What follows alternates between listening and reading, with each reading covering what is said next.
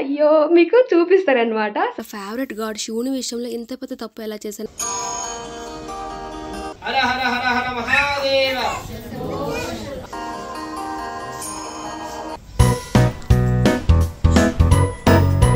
వ్రత విధానము వివరించమని పార్వతి గౌతముని కోరింది. Hi hello namaste, welcome back to our channel GH vlogs. చాలా రోజుల తర్వాత మీ ముందుకు ఒక లాంగ్ వీడియోతో వచ్చేసాను అనమాట. సో ఈ వీడియో ఏంటి అంటే కార్తీక పౌర్ణమి పూజ, కేదారేశ్వర వ్రతాన్ని మేము ప్రతి సంవత్సరం చేసుకుంటాం అనమాట. అయితే ఆ నోము ఎలా చేస్తాము, మా పద్ధతి ఎలా ఉంటుంది ఏంటి అనేది మీకు ఈ వీడియోలతో షేర్ చేసుకుంటాను. అండ్ మీ అందరూ కూడా పూజ చేసుకున్నారా, చేసుకుంటే కామెంట్ చేసి చెప్పండి. అండ్ మీరు ఎలా చేసుకుంటారు అనేది కూడా ఈ వీడియో చూసి చెప్పండి, ఎందుకంటే ఒక్కొక్కరు ఒక్కొక్క రకంగా చేసుకుంటారు. సో మా పూజ ఎలా ఉంది ఏంటి అనేది ఈ వీడియో ద్వారా చెప్తున్నా అనమాట. ఫస్ట్ అయితే వీడియోలోకి వెళ్ళిపోదాం. ఏంటంటే ఇక్కడ పూజ కోసం మా అత్తయ్య మా స్వామి వెళ్ళి సామాన్లన్నీ తీసుకొచ్చారనమాట. లైక్ నోమ్తాళ్ళు, పసుపు కొమ్ములు, పళ్ళు, పువ్వులు, నెక్స్ట్ అరటిపళ్ళు ఇవన్నీ తెస్తారు కదా మార్కెట్కి వెళ్ళి, అవన్నీ తీసుకొచ్చారనమాట. సో అందులో నల్ల పెసలు ఉన్నాయి. అవి మాకు చాలా ఇంపార్టెంట్ అనమాట. అంటే వాటితోనే ఈ బూర్లు అయితే చేయాలి. అంటే ఇప్పుడు కేదారేశ్వరునికి ఈ ప్రసాదంగా పెడతాం కదా బూర్లు, వాటిలో మెయిన్ నల్ల పసలు అనేవి ఉండాలన్నమాట. అవి లేకుండా మేము బూర్లు అయితే చేయము. అవి అయితే మనకి ఇక్కడ దగ్గర దొరకవు. సో ఈ మార్కెట్లోనే దొరుకుతాయి అన్నమాట. సో వాటిని కొంచెం క్లీన్ చేసి ఫ్రై చేసి బూర్లలో నార్మల్ పెసలు ఉంటాయి కదా వాటిలో కలుపుకొని చేసుకుంటాం అనమాట. సో ఇక్కడైతే మా తోటకోడలో నేను బూర్లు చేస్తున్నాం. ఇక్కడ ఇంకో తోటకోడలు వచ్చేసి గుమ్మాలకి మామిడాకులు, నెక్స్ట్ ఫ్లవర్స్ ఇవన్నీ పెట్టి డెకరేషన్ అయితే చేసేస్తుంది అనమాట. సో జాయింట్ ఫ్యామిలీ ఉంటే ఇదే మనకు అడ్వాన్స్ అనమాట. ఒక్కొక్కరు ఒక పని చేసుకుంటారు. సో మనకు అంత ఎక్కువ పని అవ్వదు. హాయ్ అండి. సో ఈరోజు అయితే కార్తీక పౌర్ణమి కదా, మేమైతే ఈరోజు కార్తీక పౌర్ణమి నోము నోచుకుంటాం అనమాట. లైక్ కేదారేశ్వర వ్రతం అంటారు కదా అది. అయితే మాకు కేదారేశ్వర వ్రతం రోజు మనందరం ఏడుస్తున్నాడు, ఆ సౌండ్ లోపల వరకు వస్తుంది అనమాట. నేను ఆల్రెడీ డోర్ వేసిన అయినా సరే వినిపిస్తుంది అనమాట. సో అయితే ఈరోజు నోము కదా, బూర్లు అయితే చేసేసామన్నమాట. మాకు 3 తాళ్ళు అనమాట. అంటే ఒక్కొక్క తాడికి 3 మూడులు లెక్క 9 మూడులు. సో 9 బూర్లు అంటే మేము చేస్తే 9 బూర్లు, మా హస్బెండ్ కూడా ఒకవేళ ఉపవాసం ఉండి చేస్తే ఆయన 3 నేను 6 అట్లా పెడతామన్నమాట. అయితే ఇప్పుడు బూర్లన్నీ చేయడం అయిపోయింది. నోము బూర్లు స్పెషల్లీ అందులో అయితే నల్ల పెసలు అనేది కంపల్సరీ పెట్టాలన్నమాట. అవి నల్ల పెసలు కలిపేసి నార్మల్ పెసలతో బూర్లు అయితే చేస్తాము. సో ఇప్పుడైతే ఎందుకు ఈ వీడియో చేస్తున్నానంటే పందుం పుల్ల, దీన్ని మీరేమంటారు, పలకర్ర, పందుం పుల్ల ఇవన్నీ అంటారు కదా. దీంతో పళ్ళు తోముకొని తర్వాత ఆమ్ల, సో ఇదైతే ఆమ్ల, డ్రై ఆమ్ల లేదనమాట. సో అందుకనే ఉసిరికాయనే కొంచెం దంచి తలస్నానం చేసుకోవాలి. అండ్ పసుపు, లాస్ట్ ఇయర్ మనము నోముతాళ్ళు ఉంటాయి కదా వాటిని పసుపు కొమ్ములకి చుట్టి అక్కడ పూజదారి పెడతాం. ఆ పసుపు కొమ్ములు నూరి ఇప్పుడైతే ఈ పసుపు రాసుకొని స్నానం చేసి పూజనైతే రెడీ చేసుకొని పూజ చేసుకుంటాం అనమాట. సో మీకైతే ఈ వ్లాగ్లో పూజ అంతా ఎలా జరిగింది, ఏం చేసామనేది మీతో అయ్యో మీకు చూపిస్తారనమాట. సో అదనమాట సంగతి. ఎవరైనా సబ్స్క్రైబ్ చేసుకోకుండా చూస్తున్నట్లయితే ప్లీజ్ సబ్స్క్రైబ్ చేసుకోండి. అండ్ వ్లాగ్ అంతా ఎలా అనిపించింది ఒక లైక్, ఒక కామెంట్ అయితే చేసేసేయండి. బాయ్. ఈ వ్లాగ్లోకి వెళ్ళే ముందు నా సైడ్ నుంచి ఒక చిన్న రిక్వెస్ట్ అండి. ఇలాంటి పూజలు చేసేటప్పుడు మాత్రం మీరు ఎలా అంటే ఒళ్ళు దగ్గర పెట్టుకోండి. 1కి 2 సార్లు ప్రతిదీ ఉందా లేదా, అన్నీ చేసామా లేదా అని ఒక్కసారి చూసుకోండి. ఎందుకంటే నేను చాలా పెద్ద మిస్టేక్ చేశాను. నా ఫేవరెట్ గాడ్ శివుని విషయంలో ఇంత పెద్ద తప్పు ఎలా చేశానో నాకు ఇప్పటికీ అర్థం కావట్లేదు అనమాట. యాక్చువల్లీ ఆ రోజు శివునికి మెయిన్ ఏంటంటే పోకలు అనేసి ఉంటాయండి, అవి కంపల్సరీ చేసుకోవాలన్నమాట. దాన్నే నేను మర్చిపోయాను. మా బాబు పడినంత వరకు నాకు సోయలేదనమాట. అంటే అప్పటి వరకు కూడా అదొకటి ఉంది అనే విషయాన్ని నా మైండ్లో లేదంటే నాకు ఇప్పటికీ కూడా అర్రే అలా ఎలా మర్చిపోయాను భగవంతుడా, ఏంటి నా బుర్రేంటి ఇలా అయిపోయింది అనేసి నాకు ఇప్పటికీ అనిపిస్తుంది అనమాట. కేశవాయ స్వః, నారాయణాయ స్వః, మాధవాయ స్వః, గోవిందాయ నమః, విష్ణవే నమః, మధుసూదనాయ నమః, త్రివిక్రమాయ నమః, వామనాయ నమః, శ్రీధరాయ నమః, ఋషికేశాయ నమః, పద్మనాభాయ నమః, దామోదరాయ నమః, సంకర్షణాయ నమః, వాసుదేవ. శివుని స్తుతించుచుండిరి ఋషులు, మునులు, అగ్ని, వాయువు, వరుణుడు, సూర్య, చంద్రులు, తారలు, గ్రహాలు, ప్రమద గణాలు, కుమారస్వామి, వినాయకుడు, వీరభద్రుడు, నందీశ్వరుడు సభయందు ఉపవిష్టులై ఉన్నారు. నారద, తుంబురాధులు శివలీలను ధారణం చేస్తున్నారు. రసాల, సాల, తమల, వకుల, నారికేల, చందన, పలస, జంబు వృక్షములతోనూ చంపక ఉన్నాగ పారిజాతాది పుష్పాధులతోనూ మణిమయ మకుట కాంతులతో శిలవంతు నది గద పర్వతములతోనూ చతుర్దశ గుణాలు ప్రకటిస్తున్నాయి. అట్టి ఆనంద కోలాహలంలో భృంగీరుడి ఆనందుడు శివభక్త శ్రేష్ఠుడు ఆనంద పులకితుడై నాట్యమాడసాగెను. అతడు వినోద సంభరితములకు నాట్య గతులతో సభాసదులను శివుణ్ణి మెప్పించుతుండెను. శివుడాదుని అభినందించి అంగదళమున గల పార్వతిని వీడి సింహాసనము నుండి లేచి భృంగీరుడి మీదన అమృత హస్తంతో తట్టి ఆశీర్వదించాడు. అదే అది నన్ను నంబు భృంగి మొదలుగా గల బంతి మాగాదులు శివులకు ప్రదక్షిణం చేసి నమస్కరించాడు. ఇది గమనించిన పార్వతి భర్తను చేరినాదా, నన్ను విడచి మీకు మాత్రమే వీరెలా నమస్కరించి ఆటపాటలతో మిమ్ము మెప్పించి మీ నుండి నన్ను వేరు చేసి నీకు ఎలా చేసినని ప్రశ్నించను. అంత సదాశివుడు సతీమణి పార్వతీ సంధినకు తీసుకుని దేవి పరమార్థ యోగులు నీ వలన ప్రయోజనం కలగచేయడం అని నేను ఇట్లా ఉపేక్షించి నాకు మాత్రమే నమస్కరించాలని జవాబిచ్చాడు. సాక్షాత్తు పరమేశ్వరుడు ఇల్లాలివై ఉండి యాదండ ప్రణామములకు నోచుకోని అయోగ్యురాలని కోపగించి ఈశ్వరునితో సమానమగు యోగ్యతను అర్జెంటు గండగై తపస్సుకై నిశ్చయించుకున్నది. కైలాసమున వదిలి శరభ శార్దూల గజములు గలనాగరుడ చవగ పక్ష సముదాయముతో నానావిధ ఫల పుష్పతరు లతాదులతో కూడుకొన్ని ఎన్న సస్యశ్యామలమైనట్టి గౌతమాశ్రమానికి వచ్చింది. ఆశ్రమ వాసునామని చూచి అతిథి మర్యాద వచ్చి తల్లి నీవెవరవు, ఎవరి దానవు, ఎచరి నుండి వచ్చిదివి, నీ రాగల కారణ ఆగత్యం ఏమిటని పార్వతిని ప్రశ్నించారు. వారి ప్రశ్నలకు పార్వతి మిక్కిలి ఆనందించినదే యజ్ఞయాగాది గతులచే పునీతమైన గౌతముని ఆశ్రమమున నియమనిష్ట గరిష్ఠురాలే అలరారు పుణ్య పురుషులారా పవిత్రాంగులారా నేను హిమవంతుని పుత్రికను సాక్షాత్తు పరమేశ్వరుని ఇల్లాలని శివుని సతిగా నా నాదితో సమానము యోగ్యతను పొందగోరి తపస్సు నుంచి సంకల్పించుకున్నాను. ఇందు నిమిత్తమై మీ ఆశ్రమానికి వచ్చిదనని అన్నది పార్వతీ మహర్షులారా జగత్కల్యా విలాసులారా నేను ఆశించిన ఫలమును పొంది శివుని అర్ధాంగివై తగిన వ్రతమును నాకు ఉపదేశించమని పార్వతి వారిని కోరుకున్నది. అందుకు గౌతముడు పార్వతి ఈప్సితార్థదాయము ఒక ఉత్తమమైన ఒక వ్రతం ఒకటి ఉన్నది, అది కేదారేశ్వర వ్రతము. నీవు ఆ వ్రతమును ఆచరించి మనోభీష్ట సిద్ధిని పొందవలసిందన్నాడు గౌతముడు. వ్రత విధానము వివరించమని పార్వతి గౌతముని కోరింది. జగజ్జనని ఈ వ్రతాన్ని భాద్రపద మాసంలో శుక్ల అష్టమి యందు ఆచరించాలి. ఆ రోజున శుచిగా స్నానాదులు ఆచరించి నిర్మలమైన భక్తితో మంగళకరమగు ఏకవింశతి ధారముతో చేతికి తోరణముని ధరించి షోడశ ఉపచార విధులతో పూజలు నిర్వహించి ఆ రోజున ఉపవాసం ఉండవలని మర్నాడు విప్రులకు భోజనం పెట్టి ఆ తర్వాత ఆహారమును తీసుకోవలెను. ఇలా వ్రతమును ఆరంభించిన నాటి నుండి అమావాస్య వరకు పూజాక్రమంతో కేదారేశ్వరుని పూజించవలేను అని మరియు ధాన్య రాశిని పోసి అందు పూర్ణ కుంభమును ఉంచి 21 పర్యాయములు సూత్రమును చుట్టి పట్టు వస్త్రములతో దాన్ని కప్పి ఉంచి నవరత్నములు గాని సువర్ణములు గాని ఉంచి గంధ పుష్పాక్షులతో పూజించాలి. దేవి 21 మంది బ్రాహ్మణులను రప్పించే వారి పాదములను కడిగి కూర్చుండబెట్టి యథావిధిగా ధూప దీప గంధ పుష్పాక్షులతో పూజించి భక్ష్య భోజ్య నైవేద్యాదులు కదలీ ఫలాలు పరసలు ఆరగింపజేసి తాంబూల దక్షిణ ఇచ్చి వారిని తృప్తిపరచవలను. ఈ తీరున వ్రతమాచరించిన వారిని శివుడు అనుగ్రహించి మనోభీష్ట సిద్ధిని కలగచేయమని గౌతముడు పార్వతికి వివరించాడు. గౌతమ మహర్షి చెప్పిన విధి విధానములను అనుసరించి పార్వతి కేదారేశ్వర వ్రతాన్ని నిష్ఠగా భక్తితో చేసింది. పరమేశ్వరుడు సంతుష్టారంగుడే ఆమె అభీష్టానుసారం తన మేనులో సగభాగము పార్వతికి అనుగ్రహించను.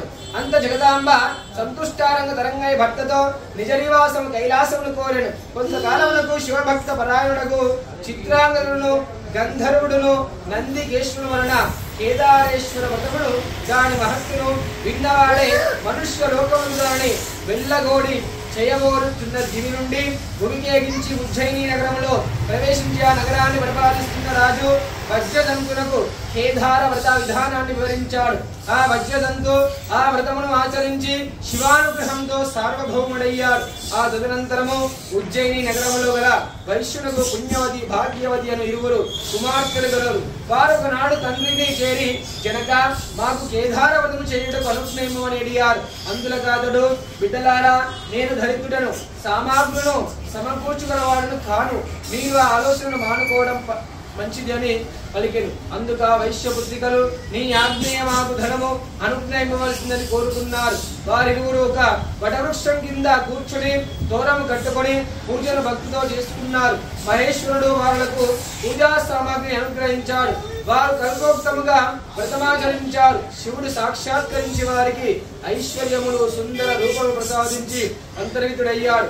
ఆ వైశ్య పుత్రికలకు యుక్త వయసు వచ్చింది. సౌందర్య సోయగం కలిగిన వైశ్య పుత్రికలలో పెద్ద ఆమె పుణ్యవతిని ఉజ్జయిని నగర మహారాజు, చిన్న ఆమె భాగ్యవతిని చోళ భూపాలుడు వివాహం చేసుకున్నారు. వారి తండ్రి వైశ్యుడు ధనధాన్య సమృద్ధితో రాజభోగములతో పుత్రులను పొంది సుఖంగా జీవిస్తున్నాడు. మరికొంత కాలానికి చిన్న కుమార్తె భాగ్యవతి ఐశ్వర్యవతోన్మతురాలై కేదార వ్రతాన్ని మలిచిపోయింది. అందువల్ల ఈశ్వరానుగ్రహం కోల్పోయింది. ఆమె భర్త ఆగ్రహానికి గురైంది. ఆమె భర్త ఆమెను కుమారుణ్ణి రాజ్యము నుండి విడగొట్టి వేశాడు. ఆమె విడరాని వారిలో పడుతూ ఒక భోయవాణి ఇంట ఆశ్రమం పొందింది. ఒకనాడు ఆమె తన కుమారుడు చేరవిలిచి, నాయన, నీ పెద్ద తల్లి ఉజ్జయినీపురం మహారాణి ఆమె వద్దకు వెళ్లి మన దీనస్థితిని వివరించి ఆమెను సహాయార్థం తీసుకుని రావాల్సిందని చెప్పి పంపింది. అతడు ఉజ్జయినికి వెళ్లి తన దుస్థితిని వరించాడు. ఆమె కొంత ధనమిచ్చి కుమారుణ్ణి సాగనంపింది. అతడు తిరిగి వస్తుండగా మార్గమధ్యమున మహేశ్వరుడు చోరుని రూపంలో వారిని అడ్డగించి అతని వద్ద గల ధనాన్ని కొల్లగొట్టాడు. అతడు జరిగిన దానికి మిక్కిలి విచారించి మరలా పెద్ద తల్లి వద్దకు వెళ్లి జరిగిన సంగతి వివరించాడు. ఆమె మరలా కొంత ధనాన్ని ఇచ్చి పంపింది. ఈ పర్యాయం కూడా మార్గమధ్యము చోళ రూపుడైన శివుడా సొమ్మును తీసుకుని పోయాడు. మరలా అతడు పెద్ద తల్లి వద్దకు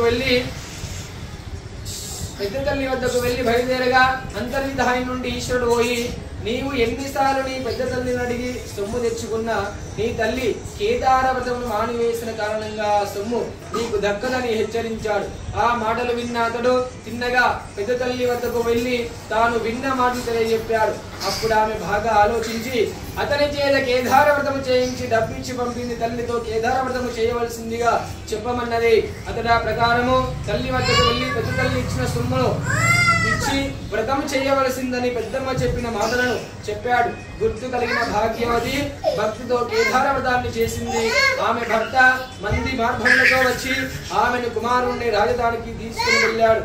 భాగ్యవతి ప్రతి సంవత్సరము కేదార వ్రతం చేస్తూ శివానుగ్రహం పొంది సుఖ సంతోషాలతో సౌభాగ్య సంపదలతో జీవిస్తున్నది. ఎవరు ఈ కేదారేశ్వర వ్రతం నియమ నిష్టలతో కల్పోక్తంగా చేయుటట్టి వారు ఎట్టి కష్టం లేని వారే సుఖంగా జీవించి అంత్యమున శివ సాన్నిధ్యం పొందుదురు. హర హర హర హర హర మహాదేవ. పార్వతీ పరమేశ్వర అనుగ్రహ ఫలప్రసాద సిద్ధిరస్తు. శ్రీమన్మహానాయ వ్యానాయ ఉదానాయ హర హర హర హర మహాదేవ. హర హర హర హర మహాదేవ.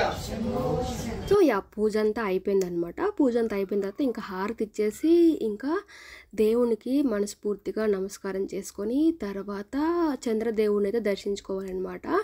చంద్రునికి నీళ్ళు ఇచ్చిన తర్వాత నమస్కరించుకున్న తర్వాతే మనం రోజంతా ఉపవాసం అయితే ఉంటాం కదా. సో ఆ ఉపవాసం మనం పెట్టిన ప్రసాదం 9 బూర్లు ఏవైతే ఉంటాయో వాటిని తింటామన్నమాట. అంతే, మనం అంతవరకు ఇంకేం కూడా తినము. అంటే నేనైతే అసలు టీ తాగకుండా అలా ఉండలేనమాట. సో అందుకని నేనైతే టీ తాగేస్తాను. టీ తాగి కొంచెం ఉపవాసం అయితే ఉంటాను రోజంతా. నైట్ అయితే ఈ బూరెలు తినేసి ఇంకా ఉపవాసం అయితే ఉంటామన్నమాట. ఇంకా దేవుడి దగ్గర పెట్టిన ఆ పానకం కూడా తాగేస్తాము. ఇంకా పానకము ఇంకా ఈ బూరెలే అనమాట మనకి ఆ రోజు ఫుడ్ నైట్ వచ్చేసి. సో మేమైతే ఇక్కడ దేవుడికి దండం పెట్టుకొని ఇంకా అంటే మాకు ఇక్కడ ఫుల్ బిల్డింగ్స్ అయిపోయాయి అనమాట. సో దానివల్ల చంద్రుడు కనిపించడం చాలా కష్టమైపోయింది. అప్పటికి మేము పైకి వెళ్ళి ఆ పైన ట్యాంక్ దగ్గరికి ఎక్కితే అప్పుడు మాకు చంద్రుడు కనిపించాడు కనిపించాడు. ఇంతకుముందు మా ఎదురు బిల్డింగ్ ఇంకా రెడీ అవ్వలేదు, సో అప్పుడు మాకు మంచిగా కనిపించేది. సో ఇప్పుడు అది రెడీ అయిపోవడం వల్ల ఆ పైన వరకు ఎక్కిన తర్వాత అప్పుడు చంద్రుడు కనిపించాడు అనమాట. సో ఇదే ఇక్కడ నుంచి అయితే కొంచెం సరదాగా ఉంటుందండి, చూస్తూ ఉండండి. వ్లాగ్ మొత్తం మీకు నచ్చిందని అనుకుంటున్నా నేనైతే. మొత్తానికి పూజ అయితే చాలా బాగా ప్రశాంతంగా చక్కగా అయింది అనమాట.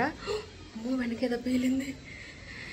సో మేమైతే ఇప్పుడు చంద్రుని దర్శించుకోవాలి. మెయిన్ పార్ట్ అదనమాట. ఇక్కడ ఏంటంటే ఫుల్ బిల్డింగ్స్ కదా, ఎక్కడ మాకు కనిపించట్లేదు. పూర పైకి వెళ్ళాలి. అక్కడ వెళ్ళి చంద్రునికి దర్శించి నీళ్ళిచ్చి హారతిచ్చి ఆ తర్వాత మనం రోజంతా ఉపవాసం ఉంటాం కదా, ఆ ఉపవాసం మనం పెట్టిన నోంబూర్లు అయితే ఇప్పుడు తినాలి అంతే, ఇంకేం తినకూడదు. మనం పానకమావ పెడతాం కదా, అవి తాగుతాం అంతే అనమాట. సో అదన్నమాట సంగతి. పసుపు కుంకుమ అక్షంతలు. సో ఇప్పుడైతే మనం పైకి వెళ్ళేసి దేవుణ్ణి చంద్రదేవుడిని దర్శించుకొని వెళ్దాం. Okay bye.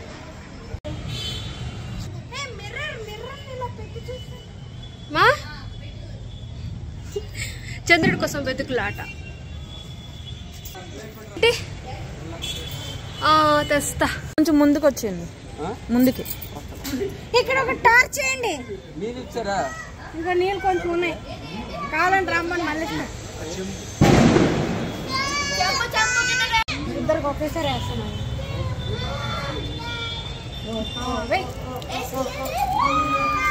సూపర్.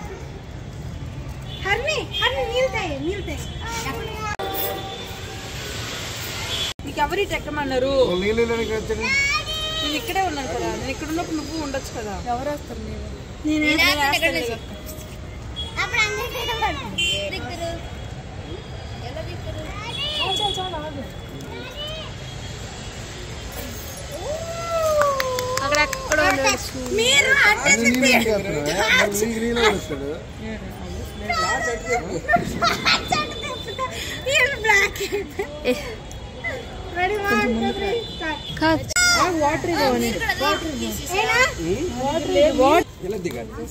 అలాగే ఇస్తారు నాన్న చంద్రుడి దగ్గర.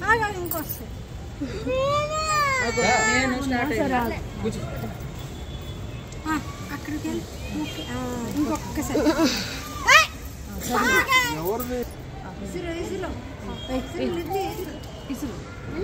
అయిపోయి ఇంకా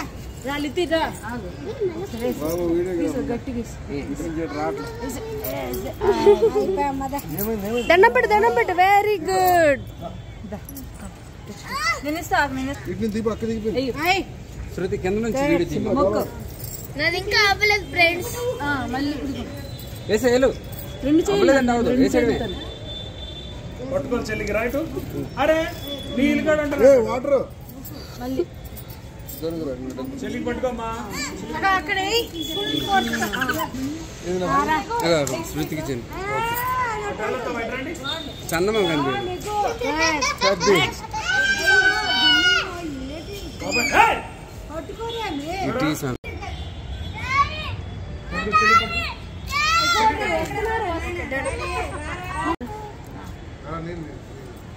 పట్టు రెండు చేతులు పట్టుకుని